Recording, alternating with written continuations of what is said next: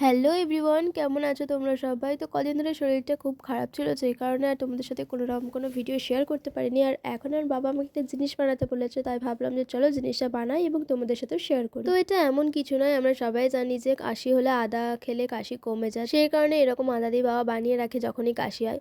তো এখানে আমি দুটো আদা নিয়ে নিয়েছিলাম আর ভালো করে ছোকলা যাই বলো তোমরা, তো ছাড়িয়ে নিয়েছিলাম। আর তারপরে এটাকে কুচি কুচি করে কেটে নিয়েছি। অ্যান্ড তারপরে এটাকে শিলনোড়া দিয়ে ভালো করে থেতো করে নিয়েছি। আর শিলনোড়া দিয়ে থেতো করতে গিয়ে আমি একটা কাণ্ড ঘটি ফেলি, মানে আমি প্লেটের উপরে আদাটাকে রেখে শিলনোড়া দিয়ে থেতো করতে গিয়ে প্লেটটাকেই ভেঙে ফেলি। তো যাই হোক, এখন আমি আদাটাকে ভালো করে থেতো করে তার মধ্যে একটুখানি নুন মাখিয়ে নিয়েছিলাম আর তারপরে রেডি। তো যাই হোক, তারপর বিকেলবেলা আমি একটু রেডি হয়ে নিয়েছিলাম, কারণ এখন যাবো আমি দোকানে। আসলে আমার একটা খাতা কেনার ছিল দোকানে, তাই গিয়েছিলাম। আর সেই খাতাটা পাইনি, সেই কারণে আমি এখানে নিয়েছিলাম একটু চকলেট অ্যান্ড হচ্ছে একটা চানাচুর। বাট আমার খাতা কেনার টাকাটা বেঁচে যায়। আর চকলেটটা নিয়েছিলাম এমনি জাস্ট আমার স্টুডেন্টদের জন্য। আর এদিকে চকলেট দেখে আমাদের স্টুডেন্টগুলোর দেখো জাস্ট কি হাসি।